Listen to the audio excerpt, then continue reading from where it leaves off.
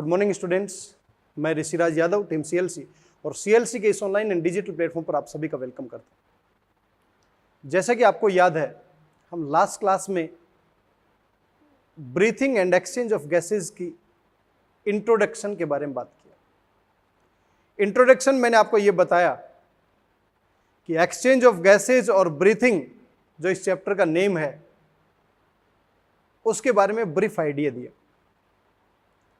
मैंने यह भी एक्सप्लेन करने की कोशिश की सिंपल फॉर्म में कि ब्रीथिंग क्या है, रेस्पिरेशन क्या है, ब्रीथिंग और रेस्पिरेशन में क्या डिफरेंस, दोनों में डिफरेंस करने की बात की। फिर मैंने यह भी बताया कि रेस्पिरेशन का एक जो फर्स्ट स्टेप है वही ब्रीथिंग है, और ब्रीथिंग में क्या होगा, नॉर्मल इनहेलेशन और एक्सहेलेशन। इनहेलेशन में क्या कर रहे हैं, हम एटमॉस्फेरिक एयर को अंदर ले रहे हैं, और एक्सहेलेशन में क्या कर रहे हैं, एल्वियोलाई के अंदर रिच कार्बन डाइऑक्साइड जो प्रेजेंट है उसको बाहर निकाल रहे हैं। उसके बाद दूसरे स्टेप पर गए हम। दूसरे स्टेप में हमने क्या किया, दूसरे स्टेप में हमने किया exchange of gases between alveoli and blood. फिर हम तीसरे स्टेप में गए। तीसरे स्टेप में क्या था, transport of gases, means body fluid जो है वो एक मीडियम की तरह काम करेगा। बॉडी फ्लूइड में ब्लड, और ब्लड के अंदर आरबीसी, आरबीसी के अंदर हीमोग्लोबिन, जो गैसेस का ट्रांसपोर्ट करेगा। ट्रांसपोर्ट करके इसे टिश्यू के पास लेकर गया। वहां पर फिर फोर्थ स्टेप अप्लाई हुआ, diffusion of gases in between blood and tissues. और फाइनली इस स्टेप में ऑक्सीजन टिश्यू को दे दी गई, और टिश्यूज के अंदर कार्बन डाइऑक्साइड जो बनी उसको ले ली। अब उस सेल के पास में न्यूट्रिएंट मॉलिक्यूल ऑलरेडी प्रेजेंट है और उसके पास ऑक्सीजन पहुंच गया, तो अब वो सेल उस ऑक्सीजन का यूटिलाइजेशन करेगी। यूटिलाइजेशन कैसे करेगी, ऑक्सीजन को लेगी, बायोकेमिकल रिएक्शन या कैटाबॉलिक रिएक्शन परफॉर्म करेगी, उस न्यूट्रिएंट मॉलिक्यूल का ब्रेकडाउन कर दिया। जैसे न्यूट्रिएंट मॉलिक्यूल का ब्रेकडाउन किया गया, CO2, H2O और एनर्जी प्रोड्यूस हुई। हमारी बॉडी के लिए एनर्जी और H2O यूजफुल प्रोडक्ट है, CO2 हार्मफुल और टॉक्सिक प्रोडक्ट है, इसलिए इस CO2 को बॉडी से एलिमिनेट करना जरूरी है। क्लियर है मेरी बात? ये सभी स्टेप्स के बारे में बात की थी। आज हम बात करेंगे इस रेस्पिरेशन के भी दो फंडामेंटल स्टेप्स हैं। मींस टाइप्स की बात करें तो one is aerobic respiration, another one is anaerobic respiration.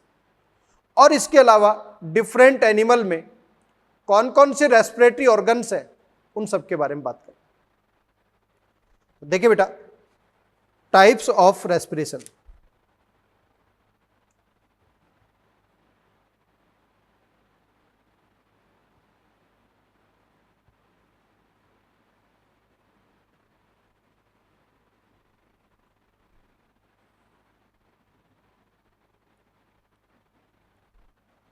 First is anaerobic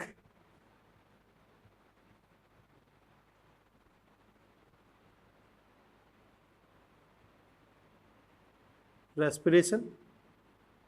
Second one is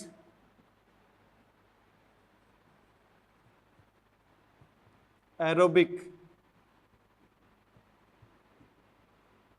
respiration. दो अलग अलग टाइप। एनएरोबिक और एरोबिक का मतलब क्या है? इसका मतलब यहां पर और यहां पर बेसिक डिफरेंस क्या है? ऑक्सीडेशन ऑफ न्यूट्रिएंट मॉलिक्यूल इसमें भी पॉसिबल होगा क्योंकि यह भी respiration. Oxidation of nutrient molecule इसमें भी पॉसिबल होगा, यह भी रेस्पिरेशन। यहां पर मैं कह सकता हूं इन द प्रेजेंस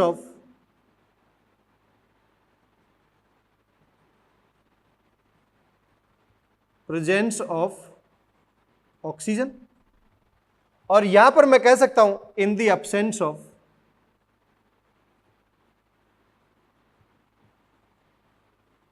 ऑक्सीजन। इसका मतलब यहां पर भी और यहां पर भी ब्रेकडाउन ऑफ न्यूट्रिएंट मॉलिक्यूल तो होगा ही होगा, लेकिन एक में ऑक्सीजन की प्रेजेंस में और एक में ऑक्सीजन की एब्सेंस में। जहां एब्सेंस में हो रहा है इसीलिए नेम दिया गया arrow means oxygen, an arrow means oxygen absence, aerobic means oxygen की प्रेजेंस। देखिए कैसे, एरोबिक रेस्पिरेशन मैंने अभी बताया, एरोबिक रेस्पिरेशन की स्टेप देखते। हमारे पास न्यूट्रिएंट मॉलिक्यूल है C6H12 है O6,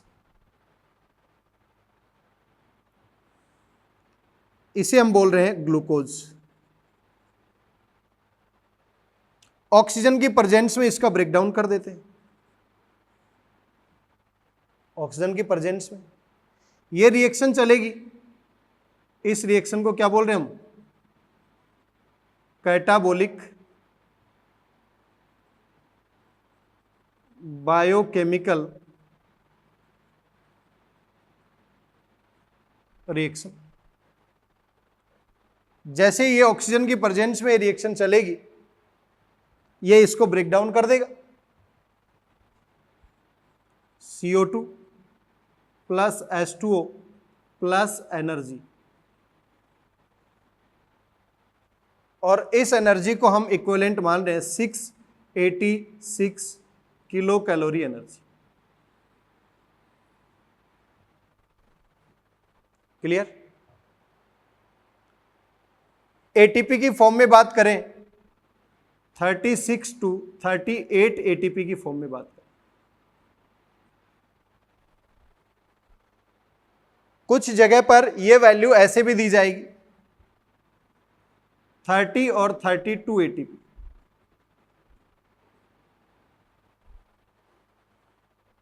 ये वैल्यू भी सही है, ये वैल्यू भी सही है, ये वैल्यू भी सही है। In the presence of O2 oxygen की प्रेजेंस रिक्वायर्ड थी, कैटाबोलिक बायोकेमिकल रिएक्शन चली, CO2 जो बनेगी ये हमारी बॉडी के लिए क्या है, टॉक्सिक एंड हार्मफुल। इसे क्या करना पड़ेगा, बॉडी से एलिमिनेट करना पड़ेगा। हमारी बॉडी में ये दोनों प्रोडक्ट क्या है, यूजफुल। तो मैं कह सकता हूं in the presence of O2 catabolic reaction possible हुई, फूड मटेरियल का ऑक्सीडेशन पॉसिबल हुआ, इसी को बोल रहे हैं एरोबिक रेस्पिरेशन। कहां पर चलेगा ये,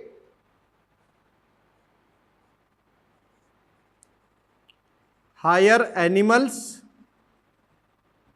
as well as plants.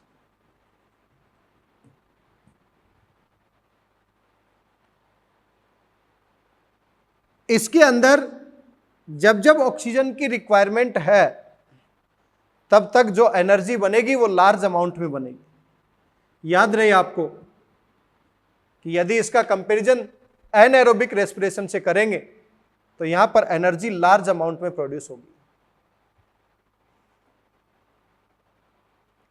Clear?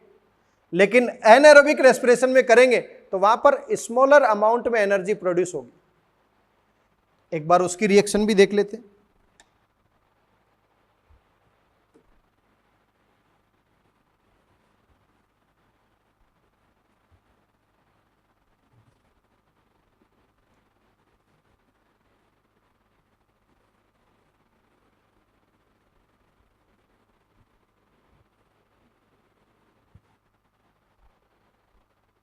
देखिए एनएरोबिक रेस्पिरेशन कहां पर चलेगा।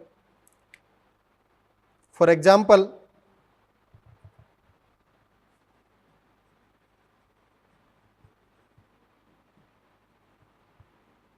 बॉडी की सेल आरबीसी में, मसल्स में,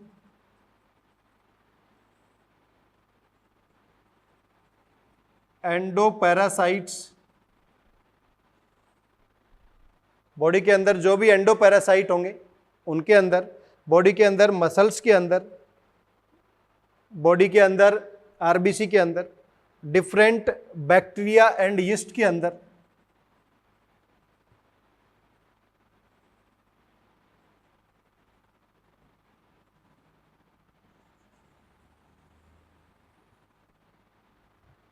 इन सब के अंदर क्या चल रहा है? एनारोबिक रेस्पिरेशन चल। फॉर एग्जाम्पल मैं यीस्ट की बात करता हूं,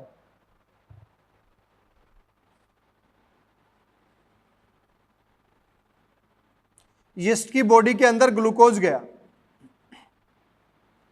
C6H12O6। जैसे यीस्ट के अंदर ये ग्लूकोज जाएगा, इसका कन्वर्जन ऑक्सीजन की प्रेजेंस में नहीं हो रहा है, ऑक्सीजन की एब्सेंस में हो रहा है। इसका मतलब यहां पर हमने ऑक्सीजन को शो नहीं किया, तो मैं लिख सकता हूं यहां पर ऑक्सीजन क्या है? एब्सेंट। इसका कन्वर्जन किस में होगा? इसका कन्वर्जन होगा एथाइल अल्कोहल के अंदर।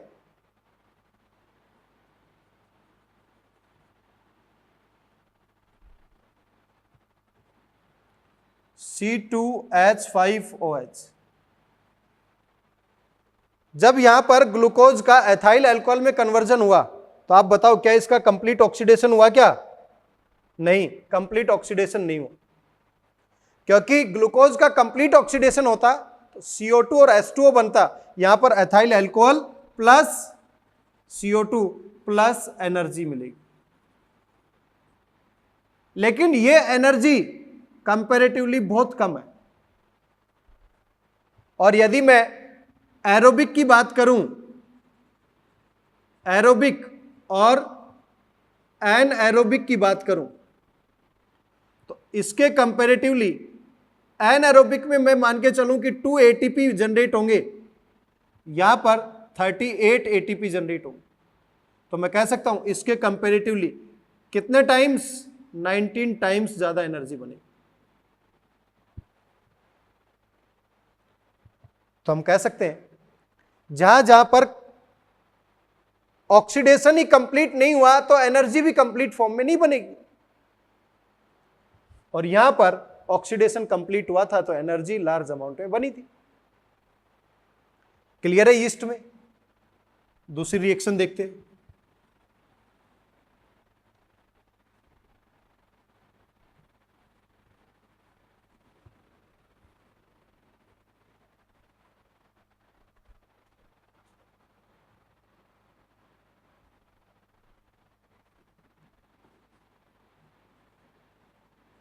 मसल एंड बैक्टीरियम, ये हमारे पास ग्लूकोज मॉलिक्यूल है C6H12O6। यहां पर भी ऑक्सीजन क्या है? एब्सेंट। ऑक्सीजन एब्सेंस में जो कैटाबोलिक रिएक्शन चलेगी, यहां पर इसका कन्वर्जन किस में हो जाता है? लैक्टिक एसिड में प्लस CO2। अब बताएं यहां पर क्या कंप्लीट ऑक्सीडेशन पॉसिबल हुआ क्या? नहीं हुआ। कंप्लीट ऑक्सीडेशन पॉसिबल होता तो CO2, H2 और एनर्जी बनती। यहां पर क्या बना है? लैक्टिक एसिड और CO2 और फिर स्मॉल अमाउंट में एनर्जी।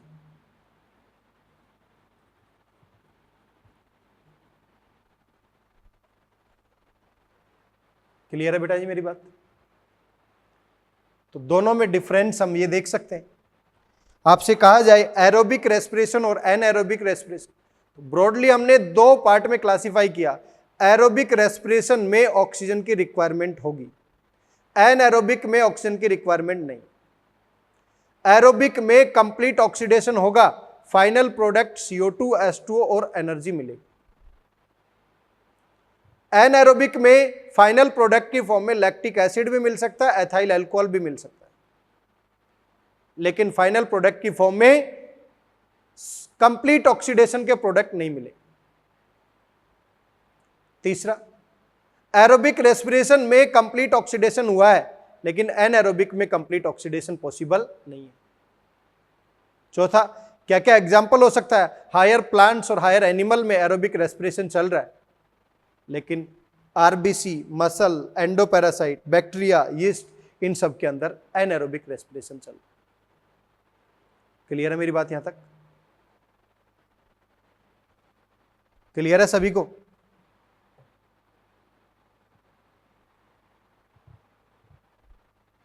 अब आपसे पूछ भी लिया जाए कि आरबीसी के अंदर एनारोबिक रेस्पिरेशन कैसे चला। आपको पता है कि इस आरबीसी के अंदर specific organelle, for example mitochondria, वो अब्सेंट हो जाता है, और यहां से माइटोकॉन्ड्रिया अब्सेंट हो गया तो मैं कह सकता हूं due to loss of mitochondria along with other cell organelle anaerobic respiration occur। तो आरबीसी में एनारोबिक रेस्पिरेशन कैसे चला? Mitochondria and other organelle are absent. यहां पर भी क्या चलेगा बेटा? Anaerobic respiration. हमारी मसल्स में भी क्या चलेगा? Anaerobic respiration. अब यहां पर एक प्रोडक्ट बन रहा है लैक्टिक एसिड। मसल्स में क्या बना बेटा? याद रहे, ये आगे लोकोमोशन एंड मूवमेंट में काम आएगा।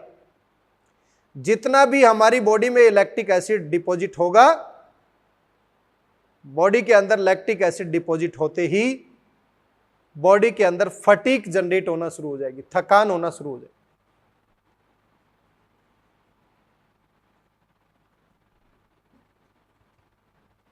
आपसे क्वेश्चन पूछा जाए, लोकोमोटरी एक्टिविटी परफॉर्म करते हैं हम, यहां से कुछ दूर चलते हैं, हाथ पैरों में दर्द होना शुरू हो जाता है, थकान होना शुरू हो जाता है।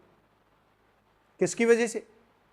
बॉडी की मसल्स जो हैं, स्केलेटल मसल्स, उस स्केलेटल मसल्स में लैक्टिक एसिड का डिपोजिशन होना शुरू हो गया। लैक्टिक एसिड का डिपोजिशन होते ही क्या होगा?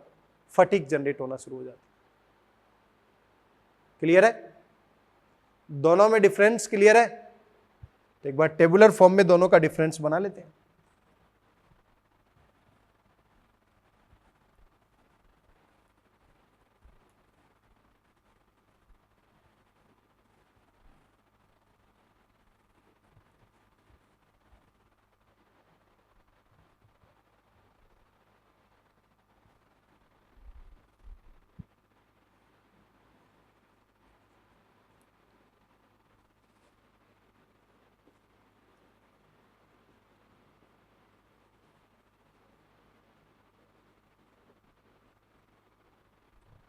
Aerobic respiration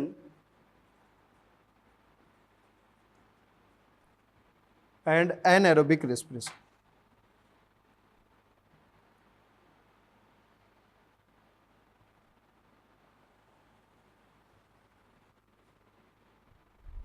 first,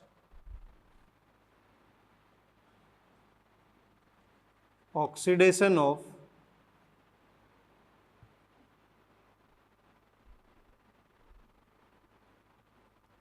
nutrient molecule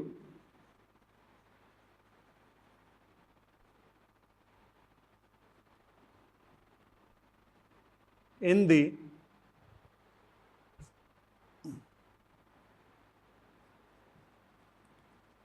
presence of oxygen. Anaerobic में क्या होगा बेटा जी? Oxidation of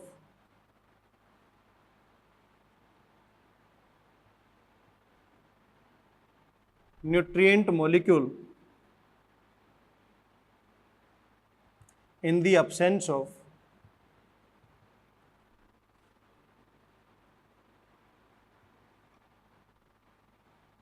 oxygen।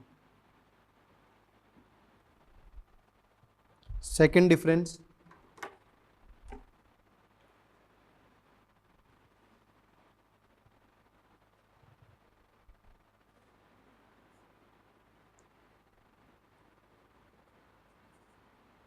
in aerobic respiration,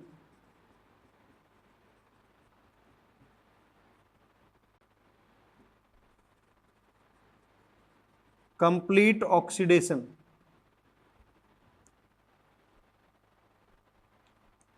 in anaerobic respiration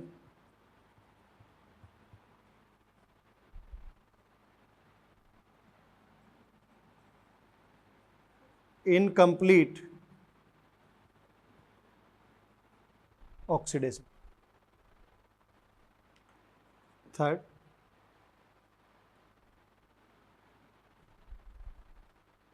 in aerobic respiration, products are CO2, H2O plus energy in the form of large amount.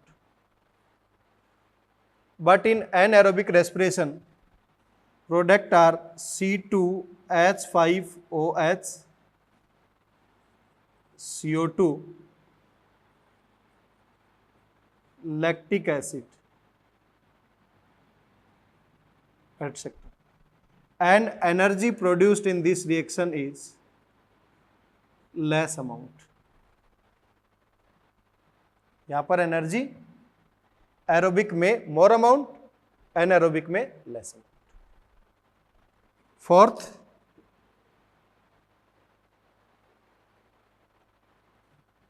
Examples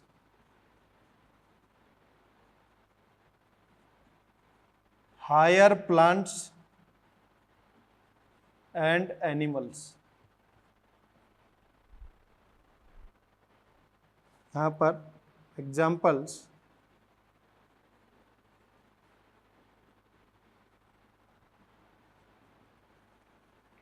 endoparasites, muscles, yeast,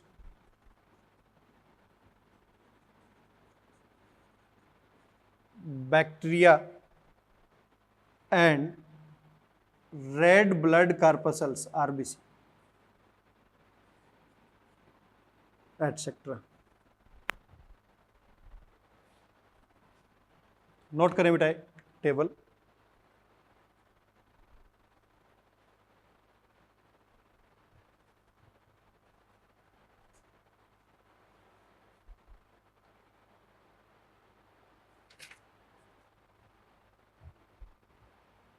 note किया सभी ने?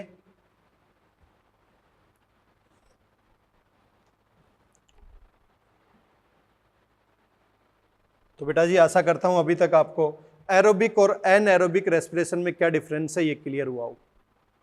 अब बात करते हैं डिफरेंट रेस्पिरेटरी ऑर्गन्स की.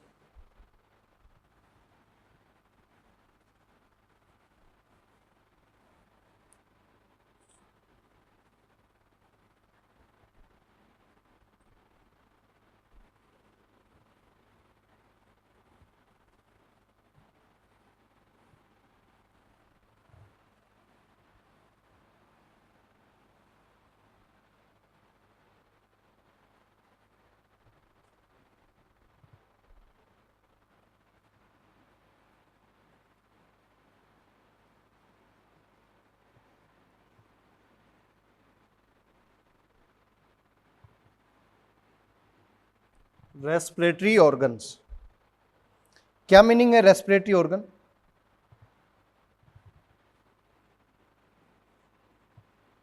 Organs meant for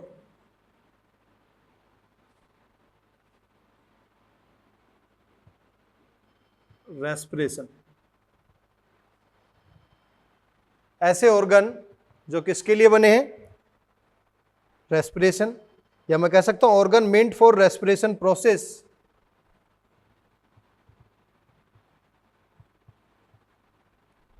are known as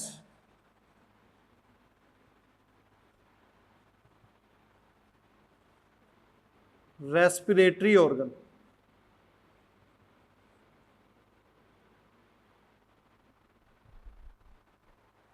And different animal have different respiratory organ. different animals have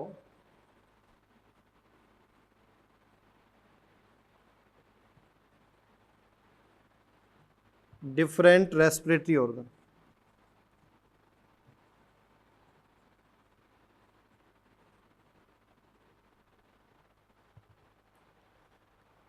different animal में different respiratory organ present है. इनके क्या क्या पैरामीटर्स हो सकते हैं? They depend on the different parameter. Can B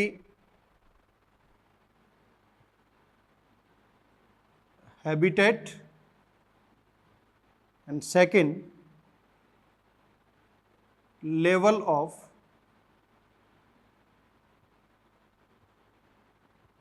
organisation. दोनों parameter को समझने की कोशिश करते हैं. देखिए बेटा क्या मीनिंग है.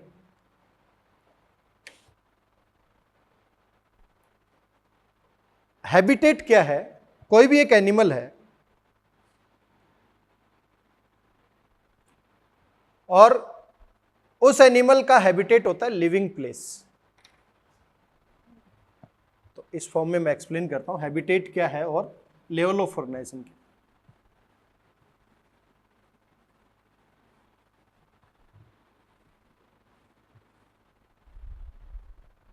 हैबिटेट ये फर्स्ट पैरामीटर है जिसके ऊपर अलग अलग एनिमल में अलग अलग रेस्पिरेटरी ऑर्गन. हैबिटेट का मतलब है लिविंग प्लेस.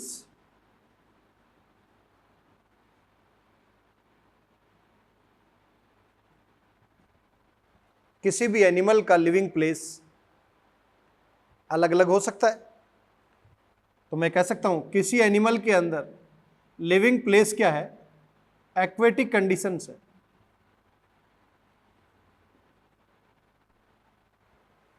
और किसी के अंदर लिविंग प्लेस टेरेस्ट्रियल कंडीशन.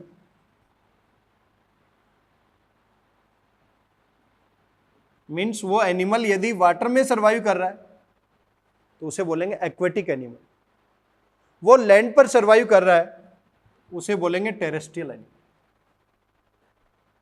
उसका लिविंग प्लेस क्या है इसके ऊपर रेस्पिरेटरी ऑर्गन वेरी करता है. तो मैं कह सकता हूं कुछ एनिमल जो वाटर में सर्वाइव करेंगे, फॉर एग्जांपल फिशेज, तो they have gills to respire. For example मैं यहां पर फिशेज की बात करूं तो इन फिशेज के पास रेस्पिरेटरी ऑर्गन क्या होंगे? गिल्स. और लैंड पर सर्वाइव कर रहे हैं उसके पास जनरली हम ये कह सकते हैं उनके पास क्या होंगे? लंग्स. तो सबसे फर्स्ट पैरामीटर है habitat. Different animal have different respiratory organ. They depend on the habitat. Animal कहां रिजाइड कर रहा है, कहां पर उसका हैबिटेट है, कहां उसका लिविंग प्लेस है, वाटर है या लैंड. फॉर एग्जाम्पल मैं आपको दो एग्जाम्पल से एक्सप्लेन किया यहां पर कि कुछ फिशेज हैं वाटर में सर्वाइव कर रही है तो उनके पास रेस्पिरेटरी ऑर्गन गिल्स की फॉर्म में होंगे. कुछ एनिमल जो लैंड पर सर्वाइव कर रहे हैं तो उनके पास रेस्पिरेटरी ऑर्गन क्या होंगे? लंग्स. Second parameter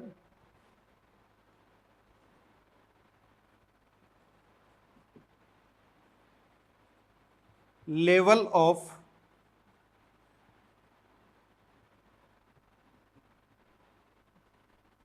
organisation.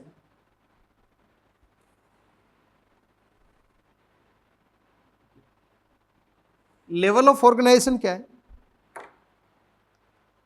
आपने अलग अलग नेम पढ़े हैं. फॉर एग्जाम्पल मैं आपसे कहूं cells, tissue, organ, organ system. और ये ऑर्गन सिस्टम मिलकर आगे क्या बनाएगा? बॉडी. इसका मतलब एक बॉडी के अंदर कोई भी एनिमल की बॉडी है, उसकी बॉडी केवल सेल्स की बनी हो, उसकी बॉडी केवल टिश्यू की बनी हो, उसकी बॉडी केवल ऑर्गन की बनी हो, उसकी बॉडी ऑर्गन सिस्टम की बनी हो, तो मैं कह सकता हूं ऐसे एनिमल जिनके अंदर सेल्स प्रेजेंट है तो उनके अंदर सेलुलर लेवल ऑफ ऑर्गेनाइजेशन होगा। Cellular level of organization. कुछ एनिमल जिनकी बॉडी टिश्यू की बनी हुई है तो मैं क्या बोलूंगा, टिश्यू लेवल ऑफ ऑर्गेनाइजेशन होगा। जिनकी बॉडी ऑर्गन की बनी हुई है क्या बोलेंगे, ऑर्गन लेवल ऑफ ऑर्गेनाइजेशन। और जिनकी बॉडी ऑर्गन सिस्टम की बनी हुई है तो organ system level of organization. Means body के अंदर ऑर्गेनाइजेशन कैसा है, सेलुलर टाइप का है, टिश्यू टाइप का है, ऑर्गन टाइप का है या ऑर्गन सिस्टम टाइप का। एनिमल को क्लासिफाई करेंगे तो ये पैरामीटर्स काम आएंगे। हैबिटेट है, हैबिट है, लेवल ऑफ ऑर्गेनाइजेशन है, नोटोकोड है, ये सभी सीलोम है, जर्मिनल लेयर है। जब भी आप एनिमल्स को क्लासिफाई करेंगे कि कोडेट क्या है, नॉन कोडेट क्या है, तब आपको ये सभी पैरामीटर्स काम आएंगे बेटा जी। Habitat, symmetry, level of organisation, notochord, coelom, germinal layer, ये सभी काम आएंगे। उनमें से दो पैरामीटर की बात की है मैंने, हैबिटेट और लेवल ऑफ ऑर्गेनाइजेशन। इनके बेसिस पर अलग अलग एनिमल में अलग अलग रेस्पिरेटरी ऑर्गन होते हैं। पहला एक्सप्लेन कर दिया हैबिटेट, क्योंकि किसी का हैबिटेट कैसा है, वाटर में सर्वाइव कर रहा है या टेरेस्ट्रियल नेचर में सर्वाइव कर रहा है, तो उनके अंदर अलग अलग रेस्पिरेटरी ऑर्गन होंगे। लेवल ऑफ ऑर्गेनाइजेशन के बेसिस पर मैं कहूं कि अलग अलग level of organization present, cellular, tissue, organ, organ system. Example भी ले लेते हैं। Cellular level, tissue level, organ level और ऑर्गन सिस्टम। तो सेलुलर लेवल का एग्जाम्पल है पोरीफेरा। पोरीफेरा। टिश्यू लेवल का एग्जाम्पल है Coelenterata and Ctenophora. Coelenterata and Ctenophora.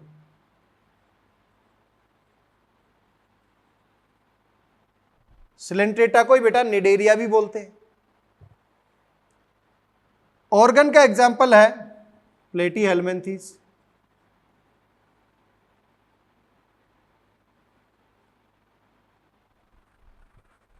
और ऑर्गन सिस्टम का एग्जाम्पल है एस्के हेल्मिन्थेस,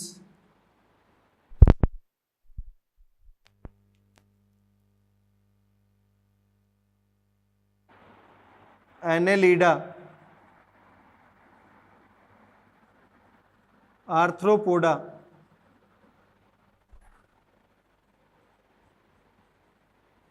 मोलस्का,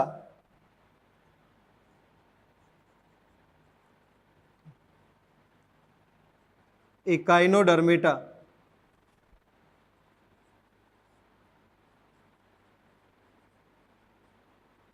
हेमिकोडेटा,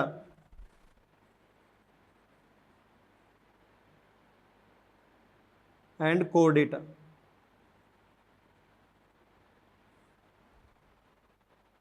सेलुलर लेवल का एग्जाम्पल पोरीफेरा, टिश्यू लेवल का example Coelenterata and Ctenophora, organ का प्लेटीहेल्मिन्थेस, ऑर्गन सिस्टम का Aschelminthes, Annelida, Arthropoda, Mollusca, Echinodermata, hemichordata.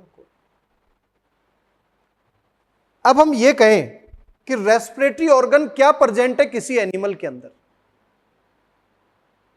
तो आप देखें ये सेलुलर और टिश्यू, यहां पर और यहां पर ऑर्गन डेवलप ही नहीं हुआ। तो हम बेटा जी रेस्पिरेटरी ऑर्गन की बात कर ही नहीं सकते। जहां पर डेवलप होगा वहां पर बात करेंगे। तो हम बात करेंगे ऑर्गन की, ऑर्गन सिस्टम में यहां पर डिफरेंट डिफरेंट ऑर्गन डेवलप होंगे। तो जहां पर हम ये कह रहे हैं कि यहां पर ऑर्गन डेवलप ही नहीं हुआ, तो वहां पर रेस्पिरेटरी ऑर्गन की फॉर्म में कोई ना कोई स्ट्रक्चर तो होगी ना जो रेस्पिरेशन को परफॉर्म करेगी। तो अब हम डिफरेंट एनिमल में डिफरेंट रेस्पिरेटरी स्ट्रक्चर को स्टडी करेंगे।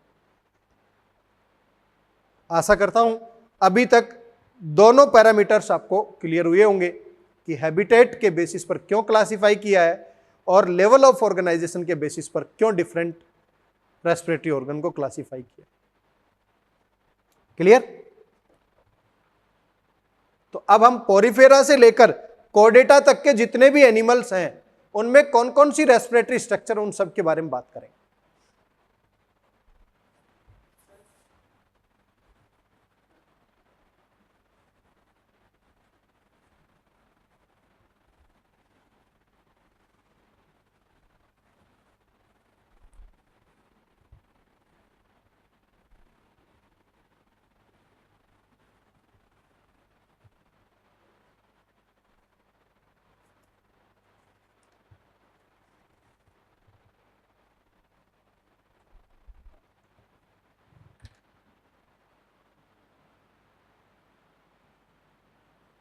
फर्स्ट है वर्टिब्रेट्स। वर्टिब्रेट में कौन कौन है पहले तो ये बता देता हूं मैं आप।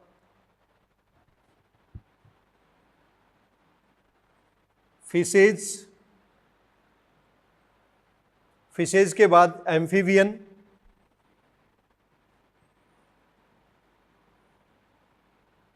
एम्फीबियन के बाद रेप्टाइल्स,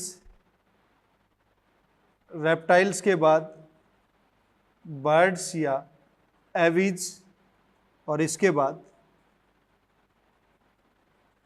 मैमल्स। इन सभी के अंदर रेस्पिरेटरी स्ट्रक्चर के बारे में पता होना चाहिए। फिशेज के अंदर अभी मैंने बताया आपको gills act as a respiratory organ. Clear? चाहे वो फिशेज कोई भी हो, कार्टिलेजिनस और चाहे वो बोनी फिशेज।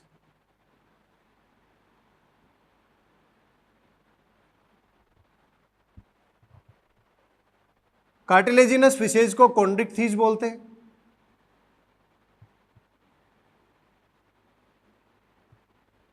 और बोनी फिशेज को ऑस्ट्रिक्थिस भी बोलते हैं।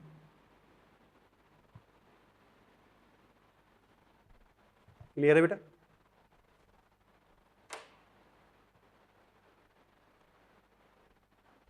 बोनी फिशेज और कार्टिलेजिनस फिशेज दोनों के अंदर ही गिल्स रेस्पिरेटरी ऑर्गन का काम करता है। एम्फीबियन, अब आप ये जरा हैबिटेट देखें इनका। फिशेज का हैबिटेट क्या है? एक्वेटिक, मीन्स ये क्या है? वाटर में सर्वाइव कर। अब बात करें amphibia. Amphi means dual, bio means life, means dual life के एनिमल है। ड्यूअल लाइफ के एनिमल कैसे?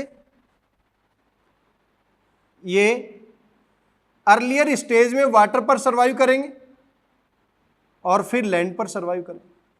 जैसे आपने फ्रॉग को देखा होगा, शुरुआती दौर पर पानी में रहेगा, कुछ टाइम के बाद में वो लैंड पर आ जाता है।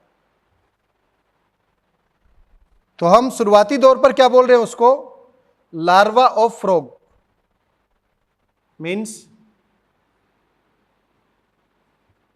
Tadpole larva of frog.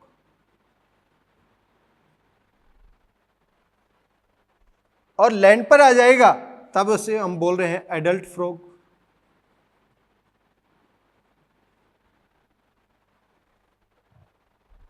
इनके अंदर जब टैडपोल या लार्वा और फ्रॉग की फॉर्म में है तब रेस्पिरेटरी स्ट्रक्चर्स क्या है? गिल्स। और अडल्ट फ्रॉग की फॉर्म में जब आ जाएगा तो उसके पास 3 डिफरेंट स्ट्रक्चर है बेटा जी। वन इज स्किन, लंग्स और बक्कल कैविटी।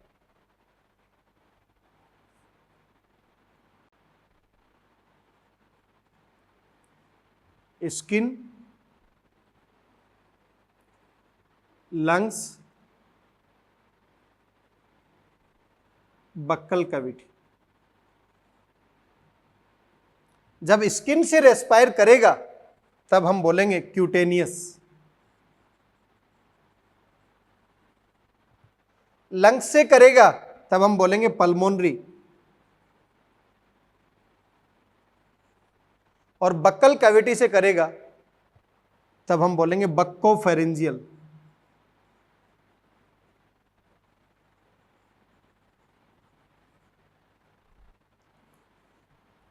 क्लियर है बेटा जी?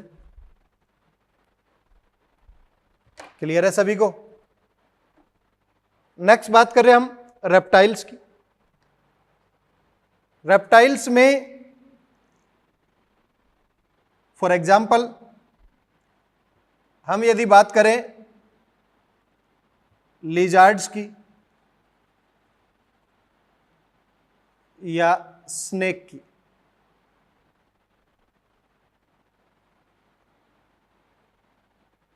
स्नेक में बहुत सारे हो सकते हैं, वाइपर है, कोबरा है, पाइथन है। लिजार्ड्स में भी कैमिलियन है। इन सब के अंदर जो रेस्पिरेटरी स्ट्रक्चर्स है वो क्या है? लंग्स। अब आपको पता है रेप्टाइल्स का नेचर क्या है? ये लैंड पर सरवाइव कर रहे हैं। तो देखो ये एक्वेटिक, ये भी एक्वेटिक। तो एक्वेटिक नेचर में गिल्स, और जैसे लैंड नेचर आ गया तो यहां पर लंग्स डेवलप हो गई, यहां पर भी लंग्स। बर्ड्स और एविज, फॉर एग्जाम्पल बर्ड्स में एयर में सरवाइव कर रहे हैं। स्पैरो है, पैरट है, क्रो है, पिकॉक है। इन सब के अंदर रेस्पिरेटरी स्ट्रक्चर क्या है? लंग्स। रेस्पिरेटरी प्राइमरी स्ट्रक्चर है लंग्स, लेकिन सप्लीमेंट्री रेस्पिरेशन के लिए यहां पर एयर सैक भी प्रेजेंट।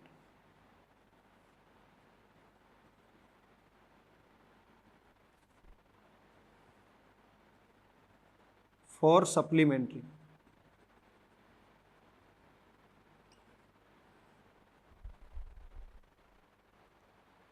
क्लियर है बेटा? मैमल्स की बात करें तो मैमल्स में प्रोटोथीरियन है, मेटाथीरियन है, यूथीरियन है। ब्रॉडली क्लासिफाई करें तो हम डायरेक्टली ह्यूमन बीइंग की बात कर लेते हैं, लेकिन याद रहे इस मैमल्स में सभी है, प्रोटोथीरियन, मेटाथीरियन और यूथीरियन। तो मैं यहां लिख भी देता हूं, Prototheria mammals, Metatheria mammals, Eutheria mammals. और हमने एक यूथीरियन ले लिया इसमें ह्यूमन बीइंग। यहां पर आपको पता है रेस्पिरेटरी स्ट्रक्चर क्या है? लंग्स।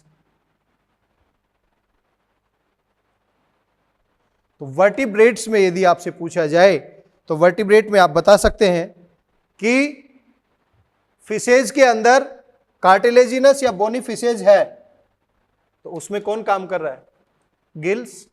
एम्फीबियन की ड्यूअल लाइफ है, एक्वेटिक नेचर में गिल्स, ट्रू लैंडेड नेचर में स्किन भी हो सकता है, लंग्स भी, बक्कल कैविटी भी।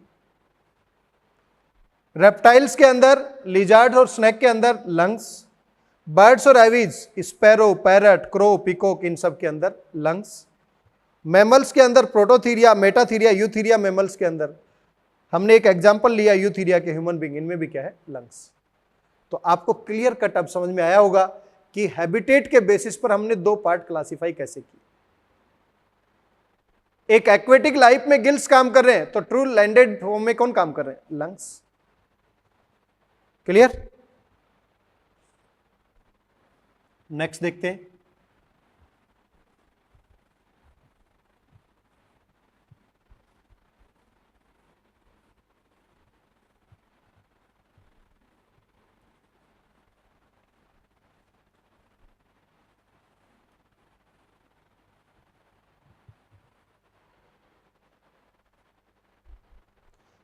अब हम बात करेंगे लोअर इनवर्टिब्रेट की।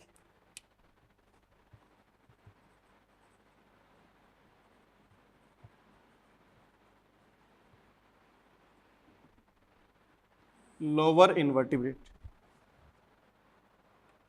लोअर इनवर्टिब्रेट में कौन कौन है?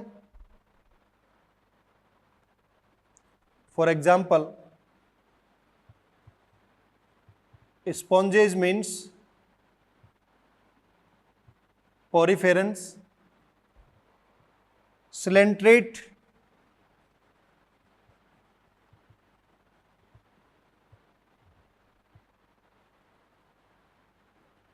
टीनोफोरन,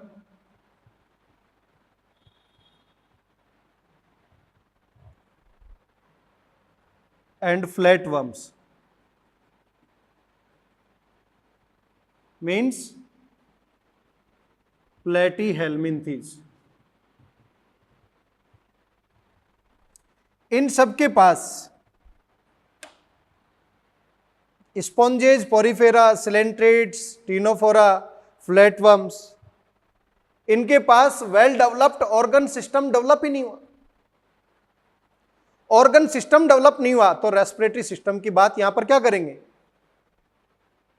कि रेस्पिरेटरी सिस्टम है लेकिन अदर फॉर्म में होगा, एक स्पेसिफिक ऑर्गन की फॉर्म में नहीं। तो यहां पर गैसेज का एक्सचेंज कैसे होगा? Bye simple diffusion. Exchange of gases bye simple diffusion. अब ये भी पता होना चाहिए आपको, सिंपल डिफ्यूजन का मतलब होता है on the basis of concentration gradient. On the basis of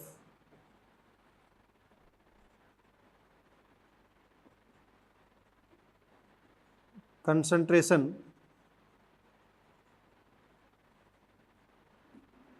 concentration gradient का मतलब हायर कंसंट्रेशन से लोअर की साइड गैसेस का movement.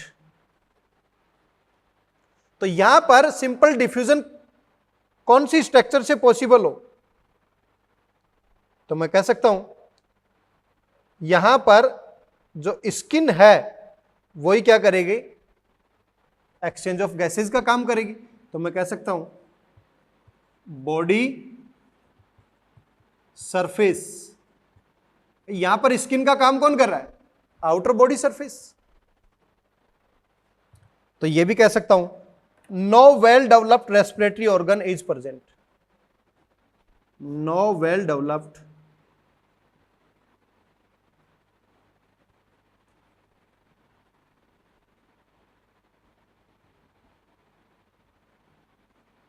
respiratory organ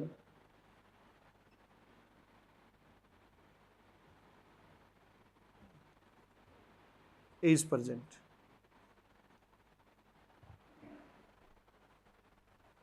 clear? Respiratory organ में हायर वर्टिब्रेट्स की अभी बात कर रहा था मैं, हायर वर्टिब्रेट्स में well developed respiratory organ present है, बट लोअर इन्वर्टिब्रेट में well developed respiratory organ present नहीं है, तो जनरल बॉडी सरफेस से simple diffusion on the basis of concentration gradient के बेसिस पर गैसेस का मूवमेंट होता है। जहां ऑक्सीजन की कंसंट्रेशन ज्यादा, जहां कम तो ज्यादा से कम की ओर, जहां कार्बन डाइऑक्साइड की कंसंट्रेशन ज्यादा, जहां कम ज्यादा से कम की ओर गैसेस का मूवमेंट। तो मैं कह सकता हूं स्पॉन्जेज या पोरिफेरन, सिलेंट्रेट, टिनोफोर, फ्लैटवर्म या प्लेटी हेलमिंथीज में exchange of gases simple diffusion से बॉडी सरफेस से ही पॉसिबल होता है। क्लियर? नेक्स्ट पॉइंट देखिए। अब थोड़े से हायर इन्वर्टिब्रेट की तरफ चलते हैं। उनमें क्या होगा? हायर इन्वर्टिब्रेट में कौन कौन आएंगे? एनेलिडा है, मोलस्का है, आर्थ्रोपोडा है, ये सभी। तो हम एनेलिडा की तरफ चलते हैं। एनेलिडा के अंदर मॉइस्ट, थिन, वैस्कुलर जो स्किन होती है उसे बोलते हैं क्यूटिकल।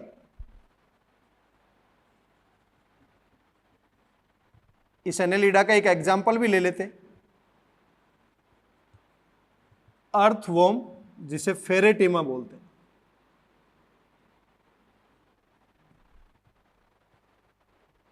सिंपल लैंग्वेज में आप केंचुआ भी बोलते हैं, वही यही।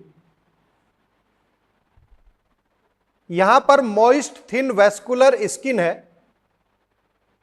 मॉइस्ट नेम इंडिकेट कर रहा है, मॉइस्ट सरफेस होगी। थिन होगी, इट मीन्स थिकनेस उसकी बहुत कम है।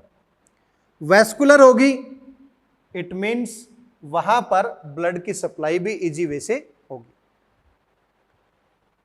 तो इनके अंदर जो क्यूटिकल है वो रेस्पिरेटरी ऑर्गन का काम कर रही है।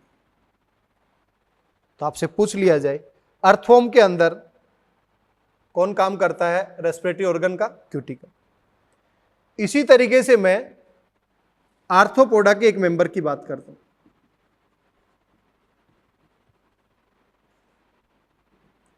For example, cockroach. कॉकरोच के अंदर रेस्पिरेटरी स्ट्रक्चर का काम करता है ट्रैकियल सिस्टम, ट्यूब का एक सिस्टम होता है।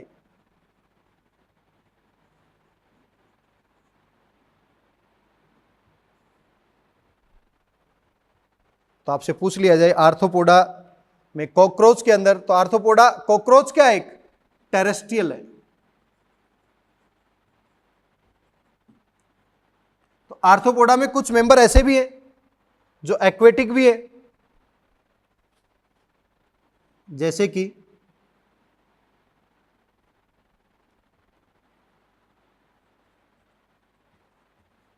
प्रॉन है। ये क्या है? एक्वेटिक। तो यहां पर रेस्पिरेटरी स्ट्रक्चर कौन काम करेगा? गिल्स। क्लियर है मेरी बात? कुछ मोलस्का के मेंबर हैं,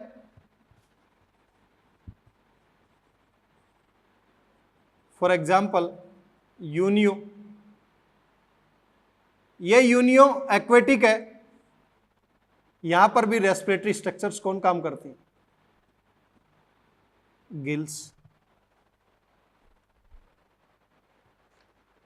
तो बेटा जी, जो हायर इन्वर्टिब्रेट्स है एनेलिडा में, आर्थ्रोपोडा में, वहां पर जैसे कि मोलस्का में यूनियो है, गिल्स। आर्थ्रोपोडा में कॉकरोच है, ट्रैकियल सिस्टम। आर्थ्रोपोडा का प्रॉन मेंबर है, गिल्स। एनेलिडा का अर्थवॉर्म है, मॉइस्ट, थिन, क्यूटिकल जो काम करती है वो रेस्पिरेटरी ऑर्गन का काम करती है। अब एक बार ये डिफरेंस देख लेते हैं कि जो मॉइस्ट क्यूटिकल जो है वो क्या है, ट्रैकियल सिस्टम है वो क्या है, और गिल्स जो है वो क्या है। तो देखिए बेटा, ये अर्थवॉर्म में मॉइस्ट थिन वैस्कुलर क्यूटिकल है. This is a outer most covering of their body. Outer most covering. Earthworm में देखेंगे इस तरीके से बॉडी दिखाई देगी आप.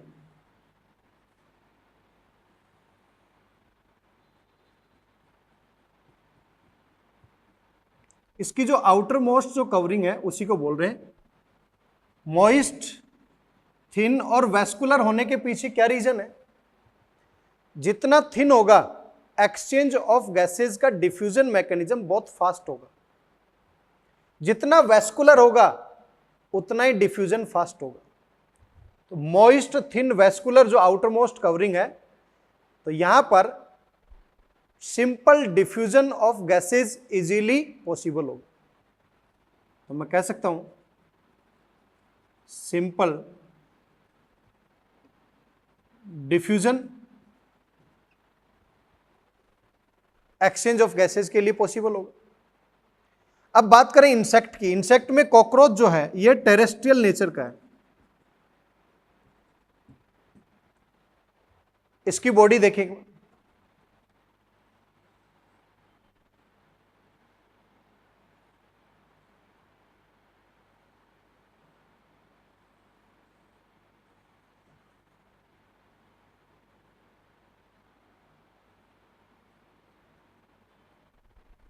इस तरीके से दिखाई देगी. इसकी बॉडी में नेटवर्क ऑफ ट्यूब्स प्रेजेंट होती है इस तरीके से.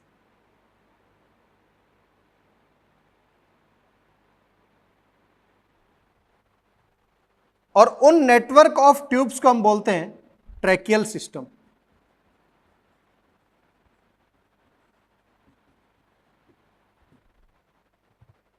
और इन ट्यूब्स की जो फाइनल ओपनिंग होती है यह इस कॉकरोच के बॉडी के लेटरल साइड में ओपनिंग होती है इस तरीके से. इन ओपनिंग्स को बोलते हैं स्पाइरेकल्स. तो मैं कह सकता हूं इंसेक्ट आर्थ्रोपोडा का मेंबर. इस आर्थ्रोपोडा के मेंबर के अंदर जो कॉकरोच है वो टेरेस्ट्रियल नेचर का है. वहां पर ट्रैकियल सिस्टम रेस्पिरेटरी ऑर्गन की फॉर्म में प्रेजेंट है. ट्रैकियल सिस्टम क्या है? नेटवर्क ऑफ ट्यूब्स है. और नेटवर्क ऑफ ट्यूब की स्मॉल ओपनिंग जो प्रेजेंट होती है बॉडी के लेटरल साइड में होती है, वहां पर उसे बोलते हैं स्पाइरेकल्स. क्लियर है मेरी बात यहां तक?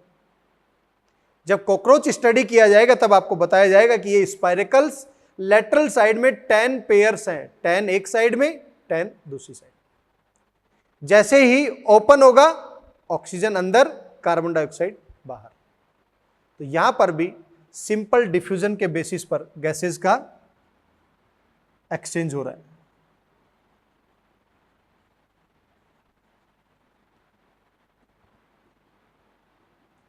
क्लियर? थर्ड है aquatic arthropods. For example prawn, Mollusca में यूनियो. इनके अंदर रेस्पिरेटरी स्ट्रक्चर है gills. Gills are highly vascularize structure. Vascularize means वहां पर वैस्कुलर की फॉर्म में माइन्यूट ब्लड सप्लाईज है. Means these are the plate like and filamentous and highly vascular. इस तरीके से होंगे. और यहां पर blood highly vascular means blood supply. जितनी ज्यादा ब्लड सप्लाई होगा गैसेस का डिफ्यूजन उतना इजीली पॉसिबल होगा. तो यहां पर भी गैसेस के डिफ्यूजन के लिए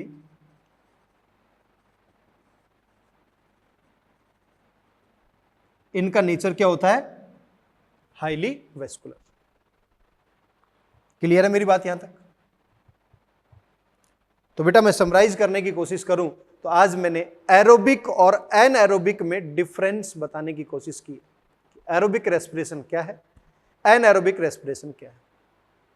फिर मैंने आपको यह बताया कौन कौन से पैरामीटर्स हैं जो डिफरेंट एनिमल में डिफरेंट रेस्पिरेटरी स्ट्रक्चर्स को डिफाइन करते हैं. हैबिटेट क्या है, लेवल ऑफ ऑर्गेनाइजेशन क्या है, यह बताया. और इन पैरामीटर के बेसिस पर मैंने डिफरेंट रेस्पिरेटरी ऑर्गन को क्लासिफाई किया। लोअर इन्वर्टिब्रेट में क्या है, हायर इन्वर्टिब्रेट में क्या है, और वर्टिब्रेट्स के अंदर क्या क्या रेस्पिरेटरी स्ट्रक्चर। इसके अलावा फॉर एग्जांपल मैं बात करूं,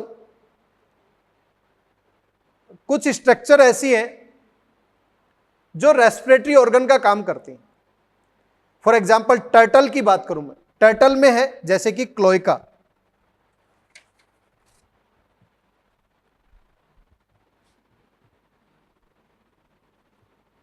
टर्टल्स ये किसके मेंबर हैं, ये बेटा रेप्टाइल्स के मेंबर।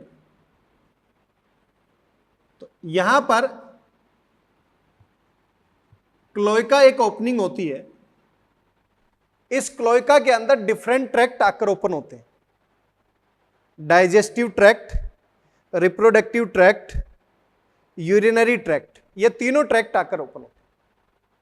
इस तरीके से एक opening, digestive tract, reproductive tract and urinary tract. इस ओपनिंग का यूज है रेस्पिरेशन में। तो क्वेश्चन पूछा जा सकता है टर्टल में रेस्पिरेशन कहां से पॉसिबल होगा, क्लोइकल रेस्पिरेशन पॉसिबल होता है। तो मैं कह सकता हूं cloaca act as a respiratory organ.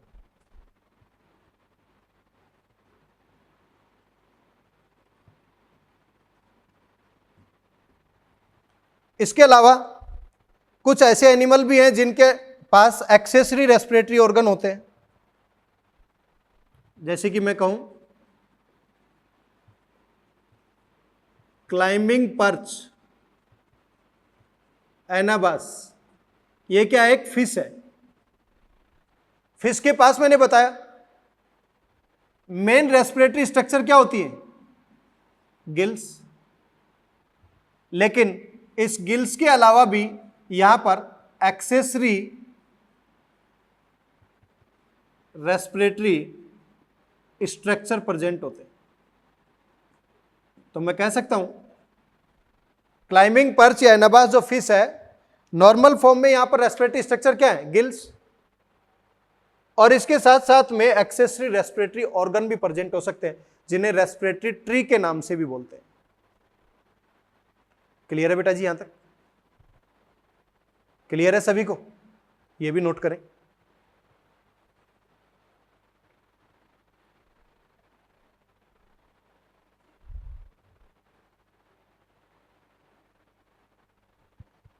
तो आपसे पूछा जा सकता है कौन कौन से ऐसे एनिमल हैं जिनमें गिल्स रेस्पिरेटरी ऑर्गन के फॉर्म में काम कर रहे हैं, कौन कौन से ऐसे एनिमल हैं जिनके अंदर लंग्स रेस्पिरेटरी ऑर्गन की फॉर्म में काम कर रहे हैं, कौन सा एनिमल ऐसा है जिसके अंदर स्किन भी, लंग्स भी और बक्कल कैविटी भी रेस्पिरेटरी ऑर्गन की फॉर्म में काम कर रहे हैं, कौन कौन से ऐसे एनिमल हैं जिनके अंदर एनारोबिक रेस्पिरेशन चल रहा है, कौन से एनिमल ऐसे हैं जिनके अंदर एरोबिक रेस्पिरेशन चल रहा है। डिफरेंट फॉर्म को मैंने समराइज करने की कोशिश की है। तो आज के लिए इतना ही। आप सभी मस्त रहें, खुश रहें, स्वस्थ रहें। टीम सीएलसी कंटिन्यूसली आपके लिए मेहनत कर रही है, आप भी कंटिन्यूसली मेहनत करें, हम रिजल्ट की तरफ धीरे धीरे बढ़ रहे हैं। क्लियर है? All the best, thank you so much.